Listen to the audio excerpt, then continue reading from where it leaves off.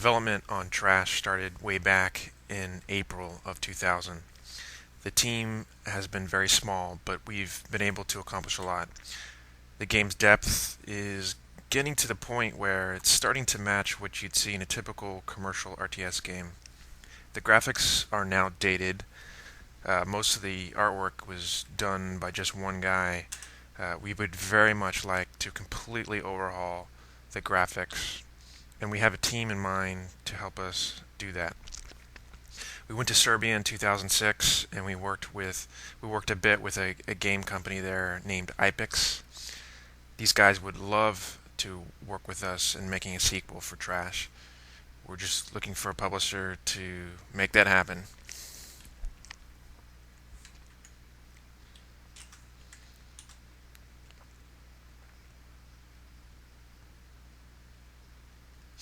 Okay, I'm going to talk a little bit about how the game works, some of the game design elements that help make Trash unique. Trash has strategic build sites for placing resource gathering structures in high-tech buildings. Having strategic sites encourages controlling land. If you've ever played Company Heroes or Age of Myth, you know what I mean. Down in the lower right, there's tabs that organize the build menu based on what building goes on what site. I'm placing a refinery on a gas site, repair station on a hut site, weapon upgrade on precious metal, and so on. The upgrade buildings produce tech. They're like little tech factories. If you look closely, you'll see a progress bar showing the tech being continuously produced. Each tech is consumed by unit when the unit's built or taken back to the base. Here my friend came by and picked up some tech. Pipe is used to represent supplier lines. Tech, resources, electricity all travel through pipe to where they're used. And you must control the land in order for that pipe, or the pipe can be severed.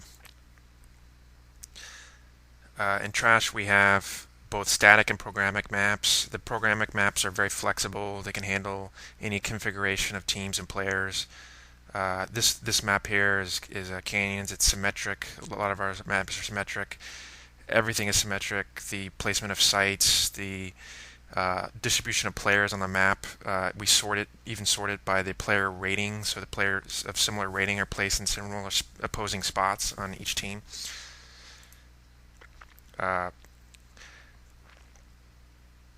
This map here is the Labby map. It's like a tournament-based map. It's pretty cool. You attack, you fight against the guy across from you, and then the winner of that match goes up a branch and fights the winner of the opposing branch.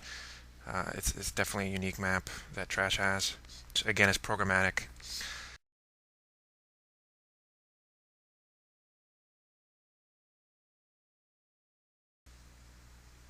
Trash has some cool pathfinding features. You can build roads that allow your units to move faster. You can see here the tank moves faster when it's on the road. You could build portals which allow your units to teleport from one area to another instantly. You can build gates that restrict movement so that only your teammates can move through a certain area. Because Trash supports up to 32 players in a single game, some battles can get really large.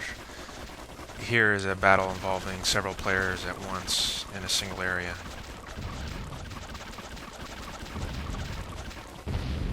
You see the red player there is using levitation.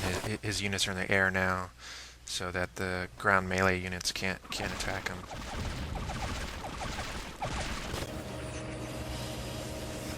Trash has super weapons, which are available late in the game. The human race has a super gun that can destroy bases across the map. That first shot missed. Second one hit. This is time-lapsed.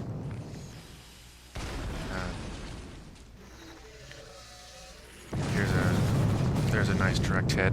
Usually when someone builds a super gun, everyone rallies to destroy it. They're definitely a lot of fun. The mutants have a super weapon as well. Mutants have the super brawler, as you can see in here. Super brawler can take down entire armies by himself. We're also working on some features that aren't quite in the game yet.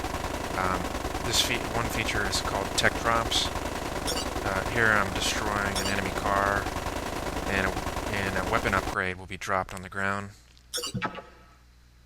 I can bring my unit over and he can pick up the tech. Now he has the weapon upgrade.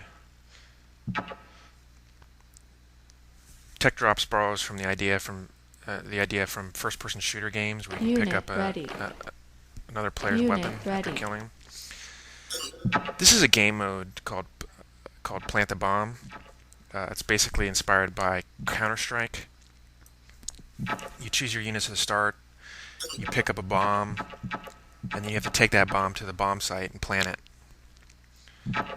There are multiple rounds, just like Counter-Strike.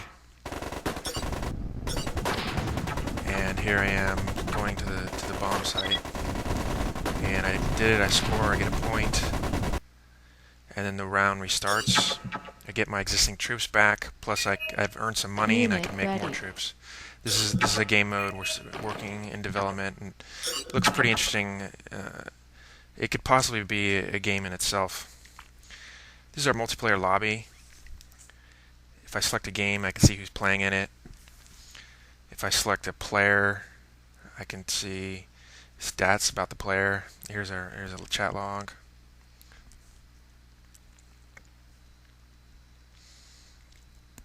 I can get detailed information about the player, like his rating for 1v1 games or team games or free-for-alls. I can see his rank, what awards he's won.